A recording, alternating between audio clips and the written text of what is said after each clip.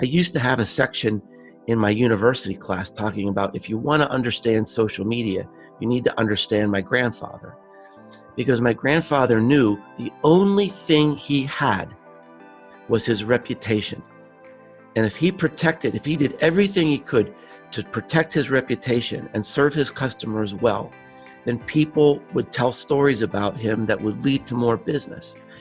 When a customer couldn't pay my grandfather, he would do work for a chicken, for sticks of wood. He was a social person. Whenever he would finish a job, he'd sit down with the homeowner and have a beer with them. He was always building those relationships. He showed up in the community. He was active in his community. And that's where we are today.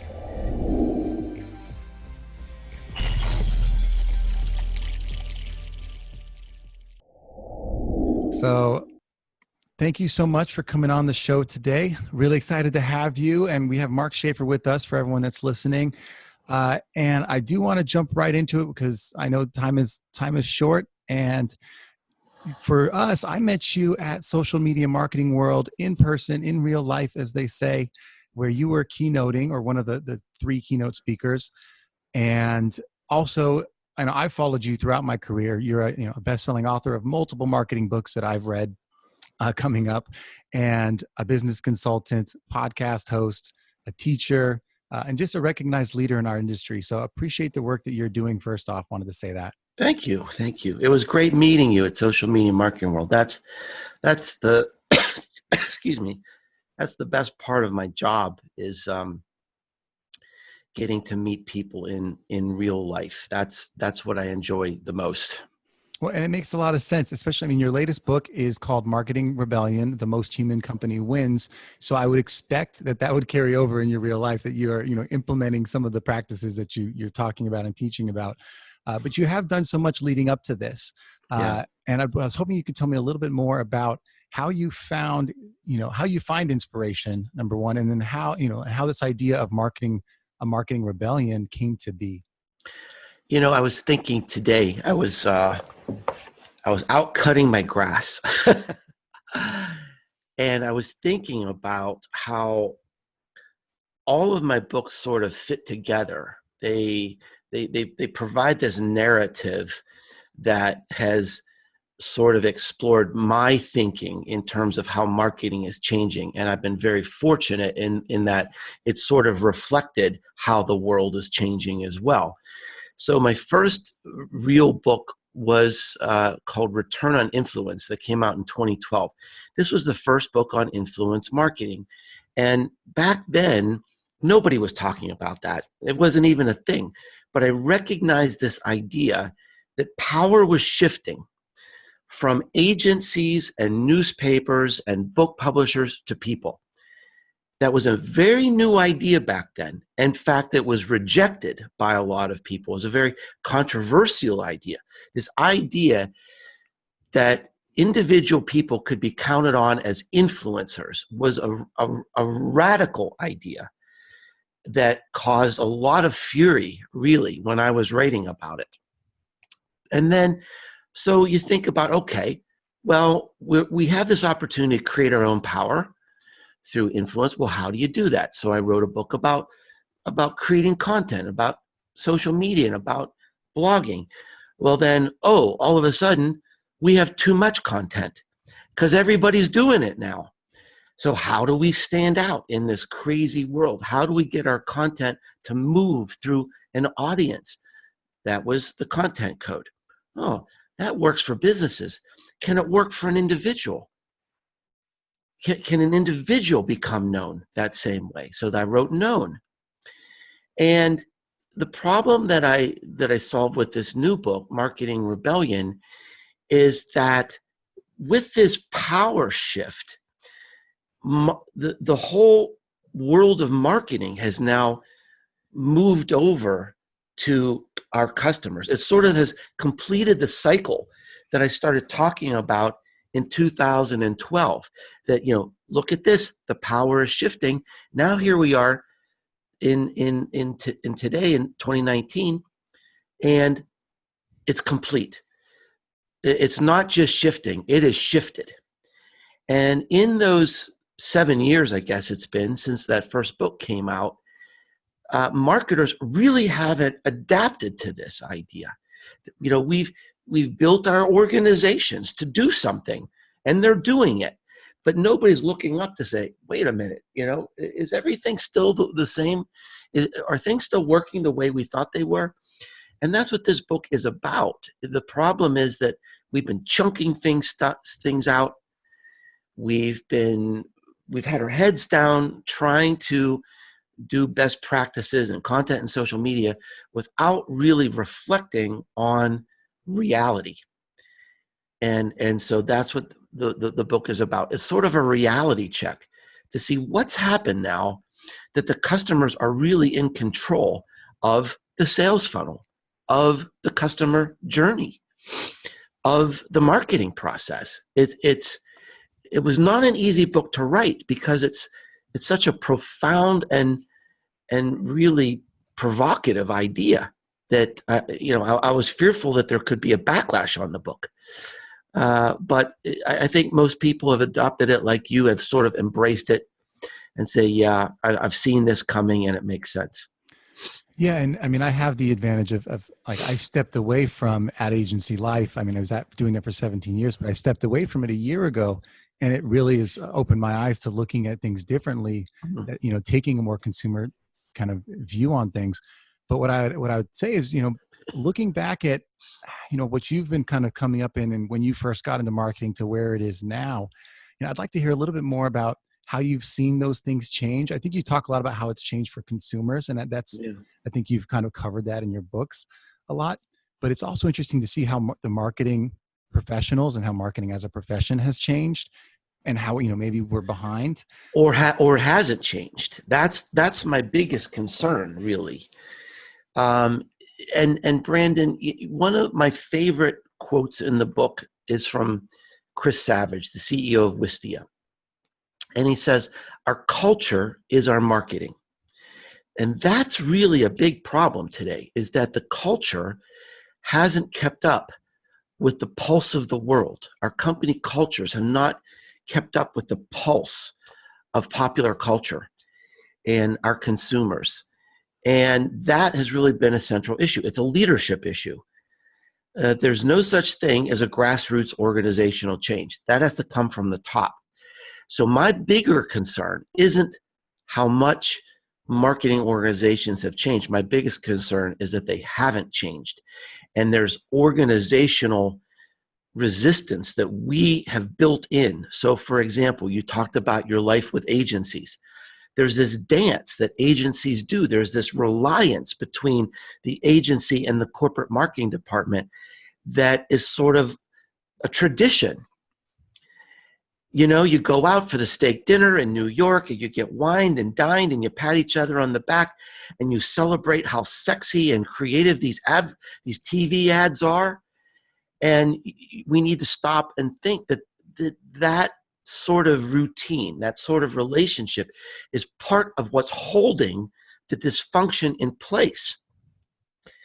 I was blown away by an ad agency that really gets it is a company that I featured in the book, Giant Spoon. They're doing this experiential sort of marketing. A few months ago, they were named the Breakout Agency of the Year by Adweek magazine. Breakout Ad Agency of the Year. Their mantra is, we're an advertising agency that aspires to never make an ad.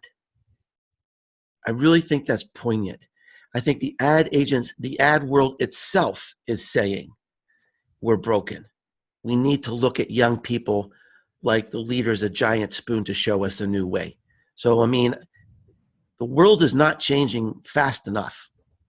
Oh, and it feels a lot like, I mean, there's many industries that have already been uprooted based on this type of marketing, this type of rebellion. The industries like Sure. the cab industry being uprooted by Uber, or Sure. the toy industry being uprooted by Amazon. Anything that where a new technology comes in, or people start to say, let me focus on the customer first, like an Airbnb, they start to win. Because if the current companies aren't changing, someone else comes and designs something new, and it feels like that could happen to ad agencies. Who's going to come in and say, I'm going to find a new way that speaks to customers one by one, and Yeah. kind of uproot that industry. Yeah. I think that's happening. I think, what gives me a lot of inspiration is the young people coming up in the business, the digital natives. They look around at traditional advertising and marketing and they say, this is dumb. Why would you do that? Who does this? If you look at some of the best case studies in the book, they're millennials. They're digital natives. They're people who are building their companies from social media on up. And that's really where the power is coming. That's where the fuel of change is occurring. It's with this new energy that's coming in from people who don't, who didn't grow up on, network advertising and magazine advertising. They're not interested in holding on to the old ways and holding on to old contracts. And that's where the change is going to happen, and it's going to happen fast. So look out. Yeah, I think there's definitely like a generational thing. It's like if you were raised with TV versus if you were raised with social, like you just have a different expectation. Just Mm-hmm. like if you were raised with brands, and like I grew up with knowing what brands were, so I didn't even have to make choices about what toothpaste I picked. Like I just know Right. what I had growing up. I have that experience. But Yeah. this generation is exploring everything, and that I think Mm-hmm. changes the mentality. So this idea of customer experience and leading kind of to this human element and this one-to-one element of marketing has been a bit of a theme for you in your content. Where does this passion come from to explore that? And I guess I'd like to hear a little bit how you got into marketing too, but it seems like you found this thing that you just are intensely curious about consistently. Well, I've reflected on that a little bit. It's a good question, and I think part of my perspective comes from I really have blue collar roots.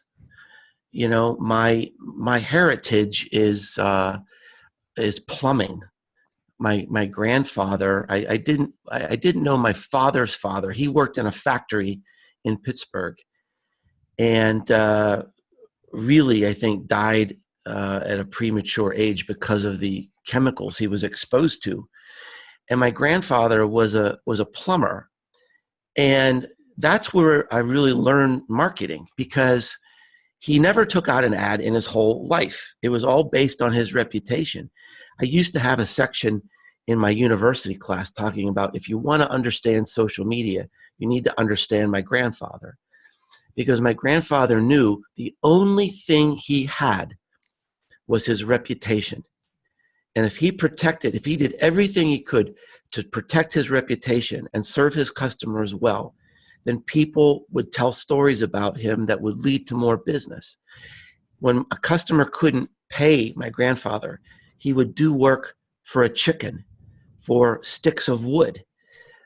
He was a social person. Whenever he would finish a job, he'd sit down with the homeowner and have a beer with them. He was always building those relationships. He showed up in the community. He was active in his community, and that's where we are today. I think some of the themes of advertising and marketing today are really elitist, and they abuse people. I mean, we're using technology to abuse people and disrespect people. And so I think just this being in tune with people and their emotions, these constant human truths, these constant human needs that I have in the book, I think I have an advantage, because that's the world that I came from. I didn't grow up in a penthouse in New York looking down at everybody. I grew up in a 2-bedroom house with 1 bathroom and 8 people in it. So I have a different view of the world that I think it's a humble view of the world that I think serves me well in where we are today.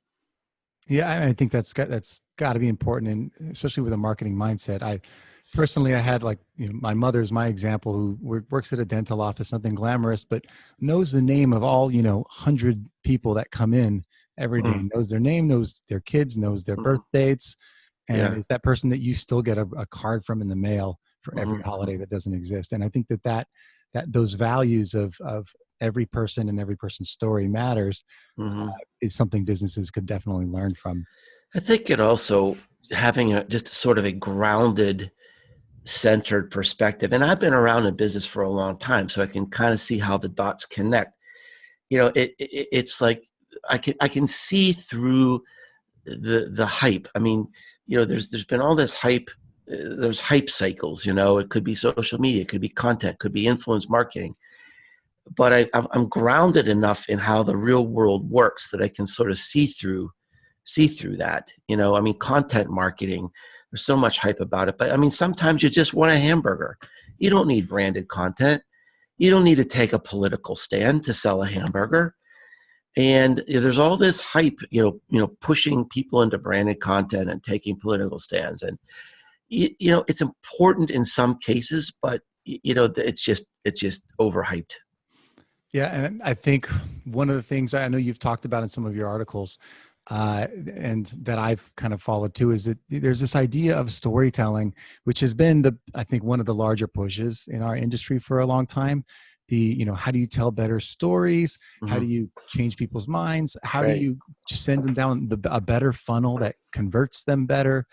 Uh, and that's where a lot of marketing and marketers' minds are these days, is this idea of finding a better way to change someone's mind. I know you've talked about that with like Seth, a piece on like Seth Godin's latest book, This Is Marketing. Yeah, that raised a ruckus. Yeah, I don't know if he's had a chance to respond, or if he's He talked to did. him then. He did. He left a comment on the blog. Maybe you can give the people who haven't heard about that a little bit of a history on that, like that perspective. Well, first of all, I mean, I love Seth Godin. I've never met him face to face. I've seen him speak before, but I've never met him. But there's no one in our industry, and maybe no one in history, that thinks as deeply and writes as beautifully about marketing as Seth Godin. Totally So, agree. I mean, boom. So I'm a fan. I reference him in almost all of my books somewhere. But there was something that just gnawed at me in his latest book, where there's sort of a split personality in the book, where he talks about this emphasis that marketing is about changing people and changing your emotional state and changing your patterns of behavior. And just thought, I don't want someone changing my emotional state. I don't want to be, I don't want to be part of that. And then he kind of goes, then I sort of agreed with him.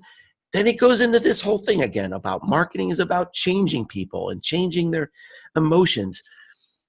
And about the third or fourth time he repeated this in the book, it just made me super uncomfortable. And it's inconsistent with where I think the trajectory of our field is going. Now, there's still room to advertise and do PR and try to change people. But I think we have to step back and respect people that in today's world, every person we know, every consumer, almost every consumer anyway, has the accumulated knowledge of the human race in the palm of their hand. And we don't have to change them. They're very capable of making up their own mind. And I think if you look at where the best marketing is occurring today, it's brands that are saying, we believe in you and we want you to believe in us. We stand with you in this area. We're going to help you along in this area. Instead of changing customers, they're coming alongside customers. That is where marketing is going.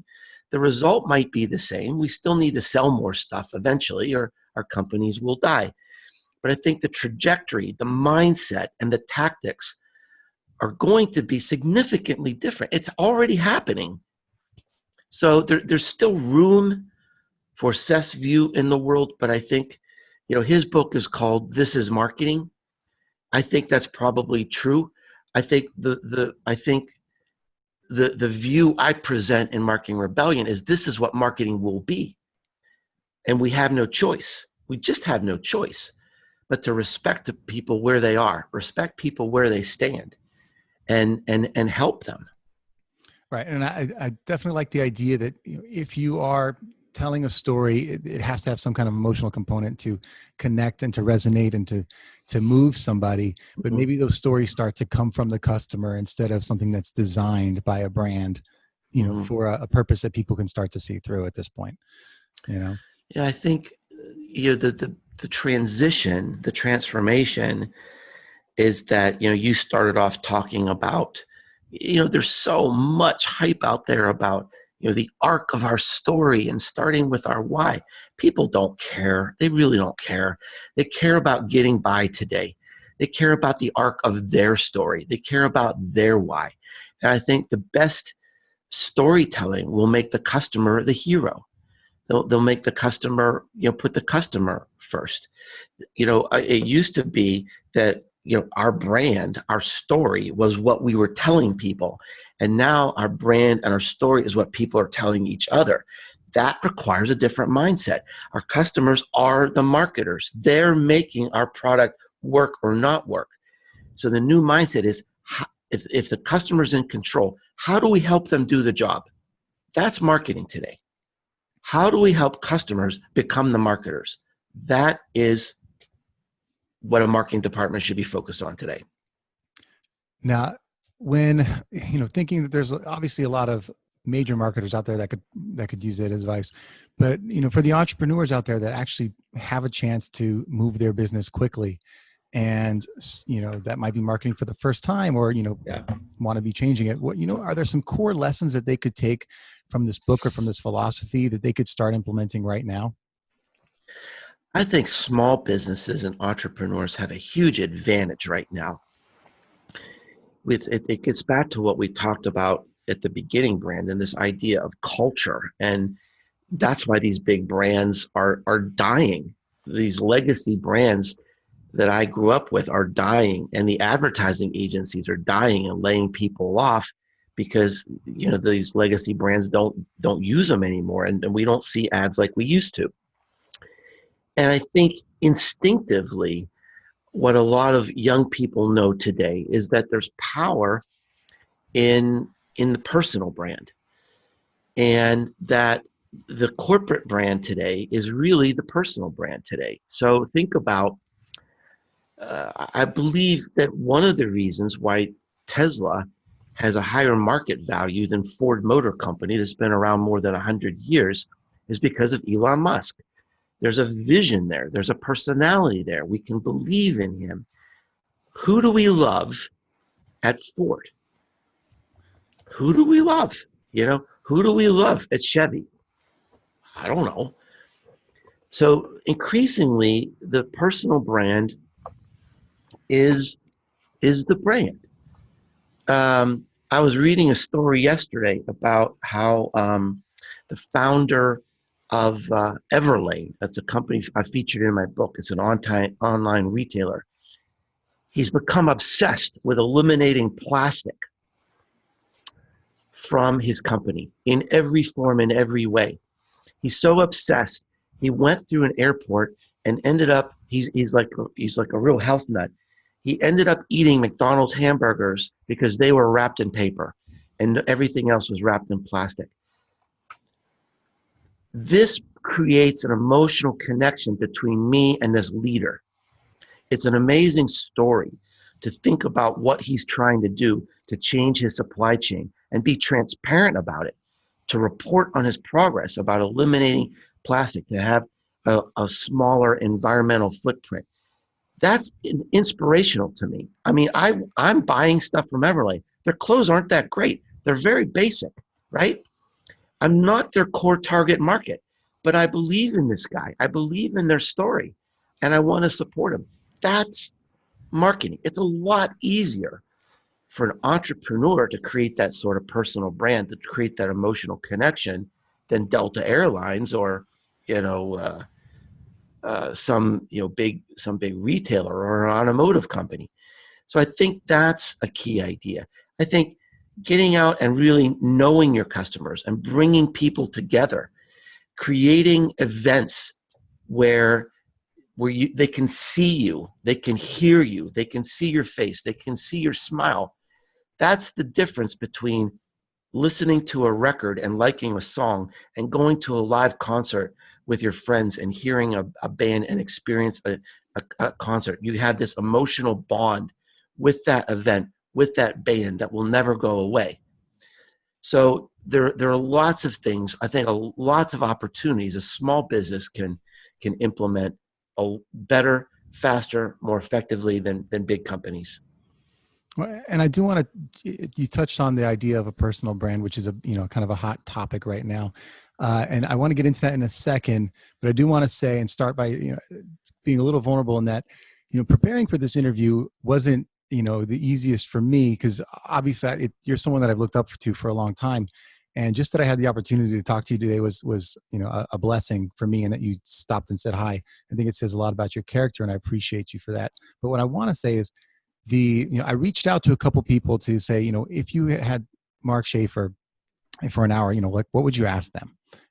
And a couple of people that were also speakers at Social Media Marketing World. One great guy was, just as nice as you were. His name's Chris Strub. He had a talk there, and he said, he wanted to ask you about, in your previous book, you talked a little bit about alpha buyers, and in the kind of, as you have evolved and written this next book, I was wondering what that role is of alpha buyers for this consumer that's kind of taking Well, ownership. it 100% goes together. I mean, the two books go really well together. So in Known, I called this this alpha audience. So what is that? So the power in digital marketing today comes from the transmission of content. There's no economic value in content or social media if people don't see it and share it. So sure, we need a story, we need content, we need to build an audience on social media, but that's all for naught. It's a waste of money if, like most companies, nobody is seeing what we do. So the people who actually share your content, they're advocates for you. These are amazing people. And as I go around the world, I ask companies, do you know who does that for you? Do you know who's sharing your content? You should know them by name. Nobody knows who they are. So that's the alpha audience. Now, let's move that forward to the new book, Marketing Rebellion, and this new world that we're in. I talk about the decline of loyalty. Research shows across 80 different industries, on average, only 13% of our customers are loyal. 87% shop around. And McKinsey found that in 90% of those industries they looked at, there's no loyalty at all. Okay? Now, so job number one is, if you're lucky enough to have an alpha audience, to have people who really love you, who are sharing your content, you've got to treat them like kings and queens. You've got to find them, reward them. And that might mean getting your head out of a social media dashboard and looking at mentions and likes. You need to look at the individuals. What are people saying out there? And look, even big companies, we're not talking about millions of people here. It's dozens or hundreds that are at the most that are really moving your content. So don't be lazy marketers. Get out there and find out who is your alpha audience. Job number one, and pick up the phone and call them and thank them. Now, what's funny about that is, in asking around for these questions, I think there was a good example of what it takes to be this, to have this kind of human element, or mentality, even, or mindset, which you have and Chris Strub has, and just that you guys are so generous with your time. I won't name names, but another keynote, or not keynote, sorry, it wasn't a keynote, but another speaker who also has been around the industry for a long time, who I respect, and a very nice guy. When I asked him, what would you ask Mark? He said, "Oh, I did a whole show with them already, so I covered that ground." And that, just short, done, out, without even say hi or tell them a joke or something.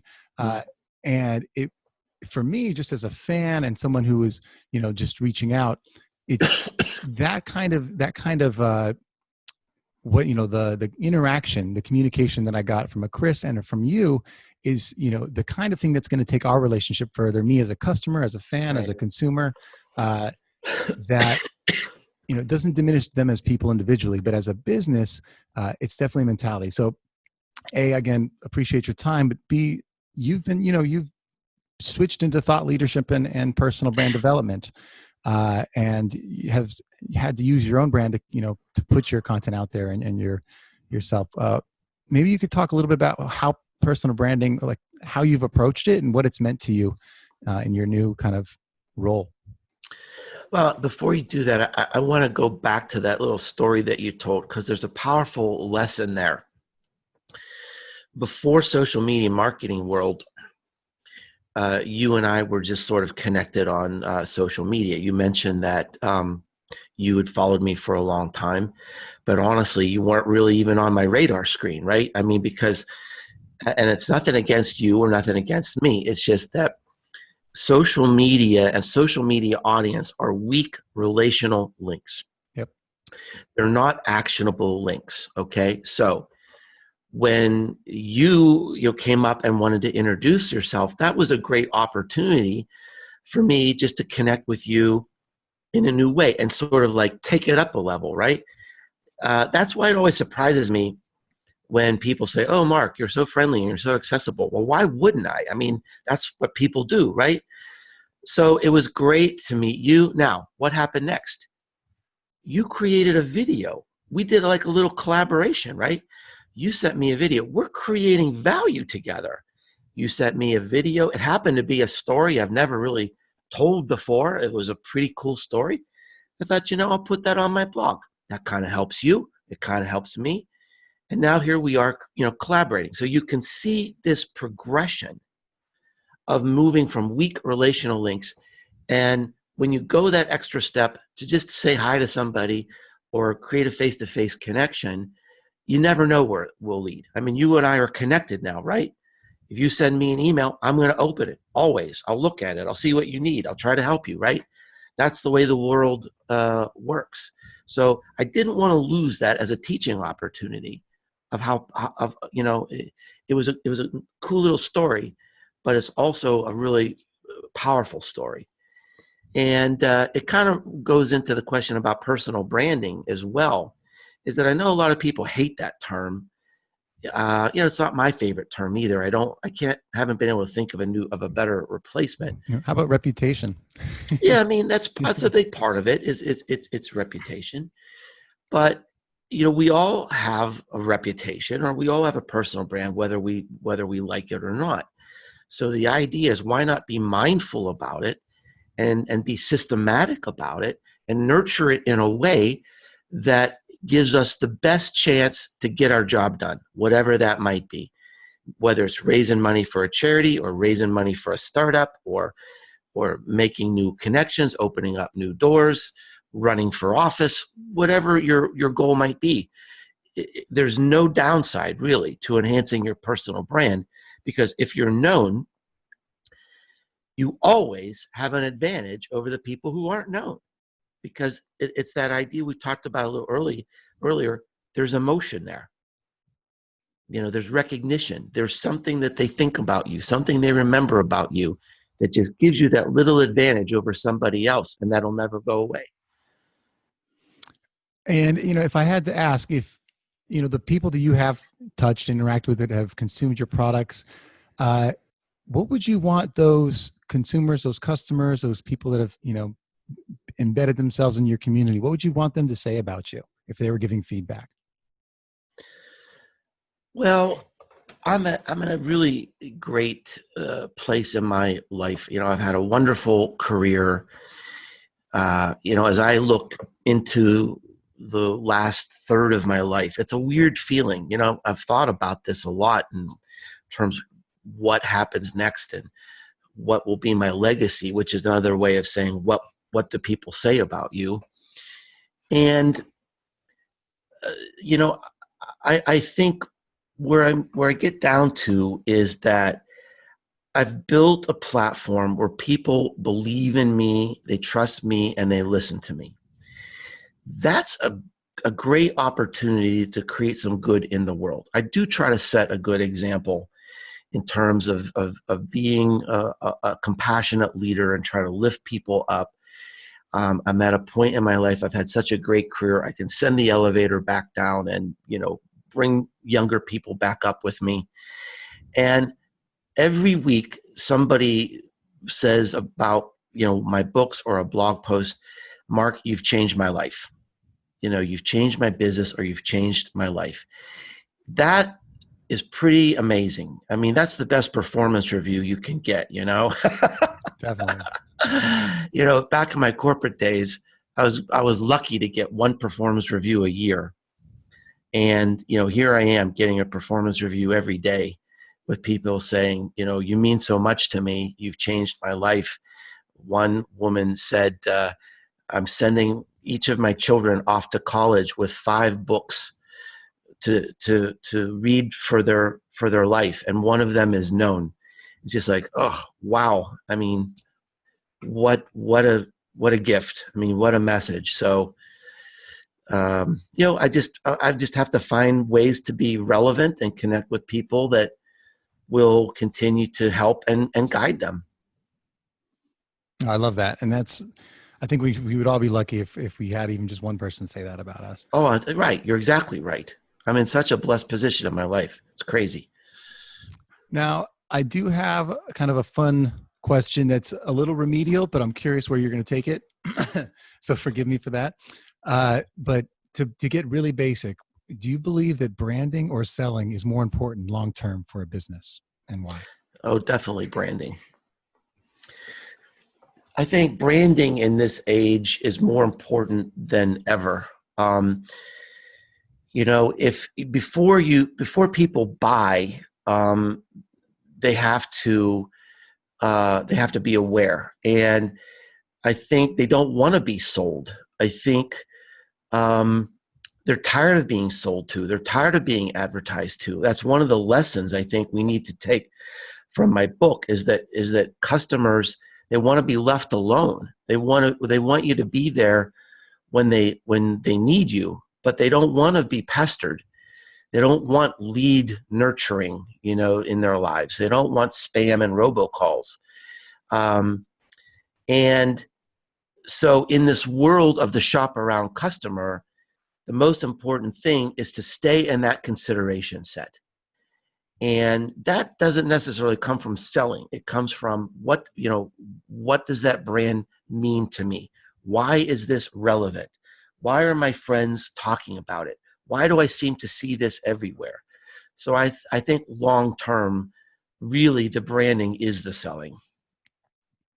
Now, I mean, with with you mentioned spam and all that, with mass communication and communication in general, is there a better way to connect in a more human way? If entrepreneurs or business leaders are trying to look for that way to connect, kind of in a more human way. I think it's really easy. It just starts with realizing that you're a customer too. You're a customer. Everyone buys thousands of different products over the course of a year, and we know what we like and we know what we don't like. We know when we feel we're being annoyed and when we're being abused and when people are jeopardizing our personal information. So the first thing to do is look at what you're doing in your company. And if you're doing things that people hate, stop it. It was funny, Brandon. I used that line in my speech at Social Media Marketing World, and people cheered. You know, I didn't expect that, but I think that hits people very deeply. That it just makes so much sense. Just stop doing what people hate. That's the first step toward human-centered marketing. The second step is again, putting yourself sort of in the shoes of the customers. Figure out what your customers really love. What are those constant human needs, those constant human truths that people are crying out for? How can you help them have a better life, a safer life, a healthier life, a more profitable life, a more entertaining life? Where do you fit in that customer ecosystem? How do your values align with their values, and how do you communicate that? So I think those are things that we would do with our friends. That's how we would connect to our friends. We wouldn't show up uninvited, right? We wouldn't interrupt them. We wouldn't intercept them. We would be friends. We would talk. We would help. We would build relationships. That's what people want, and that's what will be rewarded in the future. Yeah, I mean, I love that because I have friends that are also business owners, and if I get an email from them that's from the business, it's very obvious. It's, Yeah. spammy and very bland Mm-hmm. communication, and I know not to open it. Whereas if it's from them, Doesn't it drive you nuts when you get an email from a friend that's spam? yeah, well, and A because form letter from a friend. yeah, That's about the worst. but it's funny is when they write you a regular email, you right away know the difference. Just from the Yeah. header and the Yeah. copy. This is Yep. from a friend that's talking to me like a human, and if we That's a actually good example. Just be normal, right? just be normal, just Yeah. talk like you would to your friends. Yeah. And I think there's value in that for sure. And you do, I'm sure you do mention a few brands today and also in the book that are doing it right. Do you want to call another one out? Maybe tell a story about one of them that is doing marketing the right way in some Yeah. aspect. Well, there's really so many, and again, I sort of see a pattern that it's oftentimes some of the new people on the scene, who are just creating their businesses in sort of an instinctive way, but it's the right way. And my favorite company right now is Glossier, because it really sort of encompasses every single thing of human-centered marketing. Glossier is a company that was started by a blogger named Emily Weiss. So Emily had a personal brand. That was the company, her personal brand. She was the brand before any logo, before any slogan, before any store.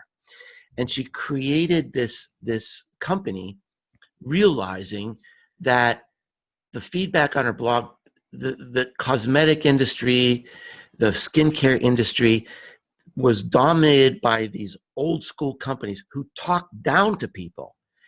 And they had these, glamorous, almost like science fiction like ads of, people coming out of swimming pools perfectly. Their hair is beautiful and their skin is glowing, and it's just impossible.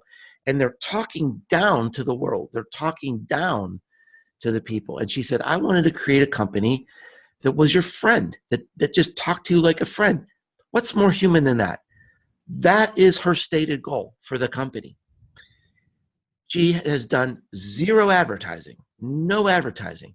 100% of her business occurs through word of mouth, through customers just loving her and telling stories throughout the web and in their personal lives about how they love her and how they love this company.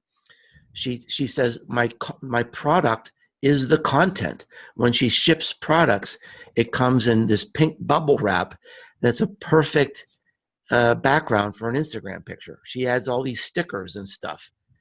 And so the products are almost interactive and photo ready. So she's involved with her customers. She talks to her customers. She makes the customers the hero of her story. When you go on the Glossier website, the models and the pictures are her customers. They're the Glossier girls. Actually, there's a few Glossier boys now too. So that's my favorite company. I 100% love what Emily is doing. She has built her company on the marketing rebellion, and that there are lessons there from Glossier that every company should be staring at and studying, because that's how you win today. Now, as we have a few more minutes before the end of this, and again, really appreciate your time. I do want to ask you, you personally in your life, whether they're doing marketing right or not, are there some brands that you're obsessed with, in your day around your household, that you just, or maybe throughout your history? Like, I love me some peanut butter or some Taco Bell. Doesn't mean that they're great companies, but Yeah. you know, Oh, geez, that's a good question. I am like the most even, sort of like even keeled person. I mean, I'm just like a centered person. I'm not like wowed about anything, and I don't really like shopping.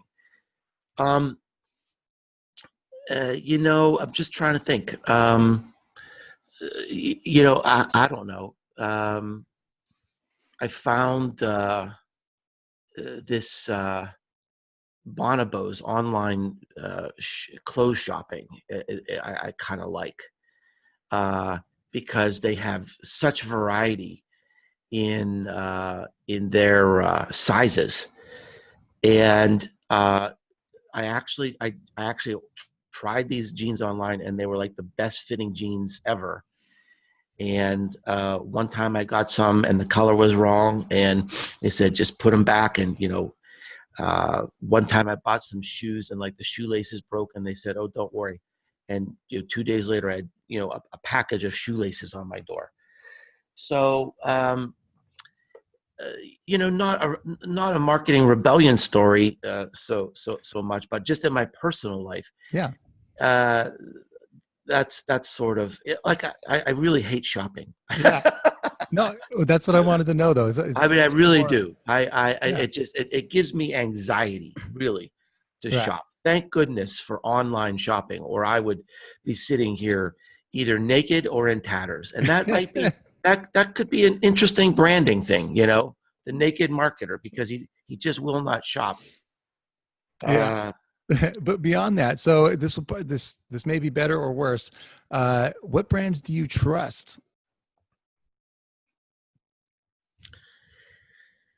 there are almost no brands that I trust, and that Brands? and I think that's very instructive, because to me, when I say I trust a brand, that means I'm thinking this is a company that will never let me down.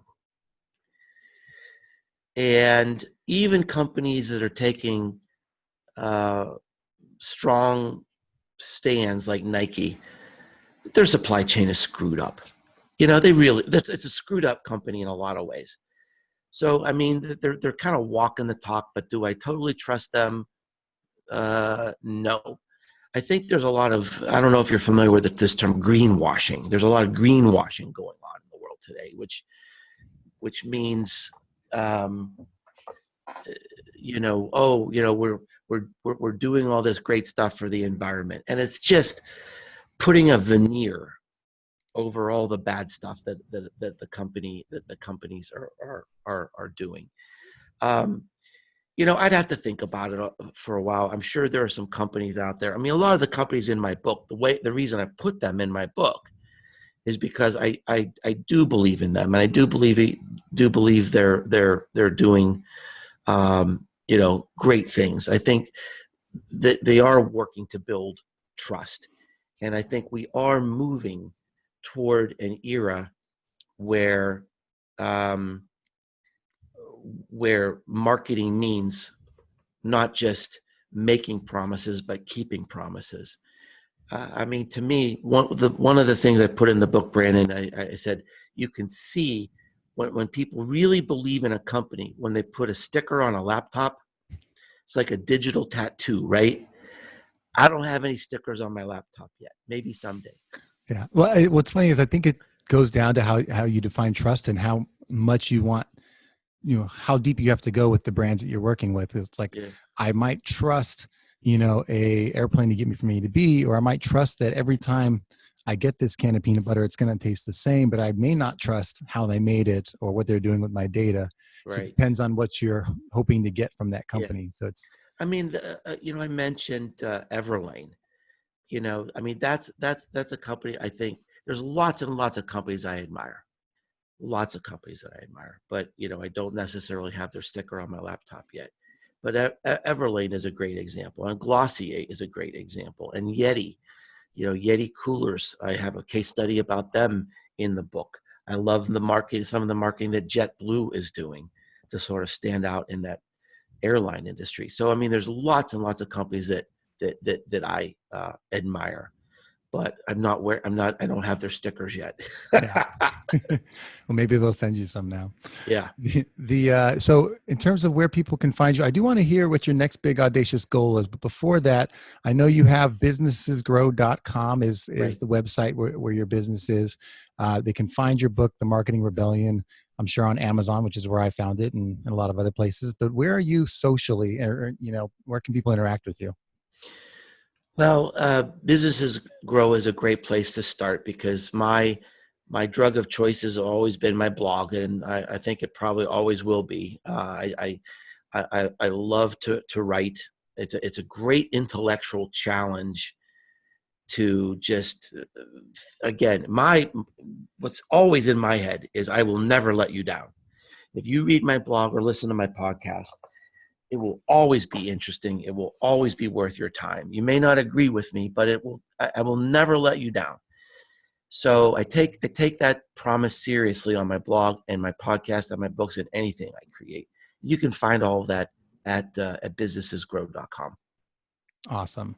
And as we're wrapping up, your next big audacious goal for the year. Well,